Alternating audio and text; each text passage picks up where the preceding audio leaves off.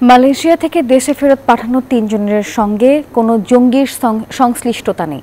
ভিসার মেয়াদ শেষ হয় তাদেরকে ফেরত পাঠানো হয়েছে। এসব কথা জানিয়েছেন স্বরাষ্ট্র উপদেষ্টা অবসরপ্রাপ্ত লেফটেন্যান্ট জেনারেল জাহাঙ্গীর আলম চৌধুরী।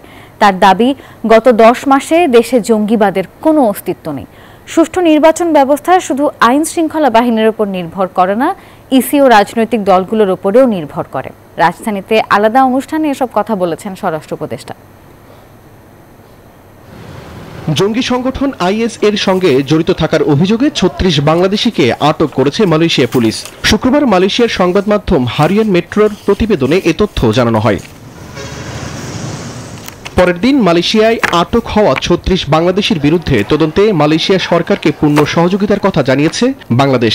পররাষ্ট্র মন্ত্রণালয়ের এক সংবাদ বিজ্ঞপ্তিতে এ তথ্য জানানো হয়েছে। ওই দিন ফেরত আসা ৩ বাংলাদেশি পুলিশের anti terrorism unit ATU ৪ July তাদের ৫৪ ধারায় গ্রেফতার দেখিয়ে আদালতের মাধ্যমে কারাগারে পাঠায়।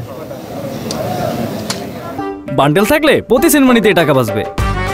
বিকাশ সেনমানি বান্ডেল কিনে জিতুন প্রতি লেনদেনে। রোববার শাহজালাল বিমানবন্দরে কার্গো ভিলেজ পরিদর্শনে এসে স্বরাষ্ট্র উপদেষ্টা জানালেন, মালয়েশিয়া থেকে দেশে ফেরত পাঠানো ৩ জনের জঙ্গি সংশ্লিষ্টতা নেই। ভিসার মেয়াদ শেষ হওয়ায় তাদের ফেরত পাঠানো হয়েছে। বাংলাদেশে জঙ্গিবাদের কোনো অবস্থান নাই, এখানে কোনো ধরনের জঙ্গিবাদ নাই। আপনাদের সহযোগিতায় কিন্তু এখানে জঙ্গিবাদ নির্মূল করে দেওয়া হয়েছে।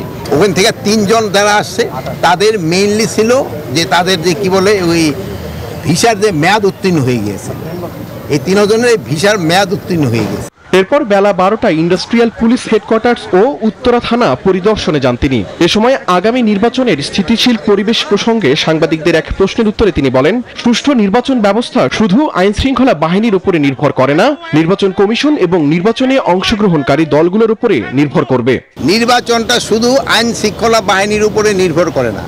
নির্বাচনের একটা ওয়ান স্টেক হলো, একটা হলো আইন শৃঙ্খলা বাহিনী, আর একটা হলো আমাদের প্রশাসনে যারা কর্মকর্তা আছেন তারা, আরেকটা আছে হলো আমাদের ইলেকশন কমিশন, তারপরে হলো আরেকটা আছে যে আমাদের যারা এই পার্টিগুলি যারা অংশগ্রহণ করে তারা।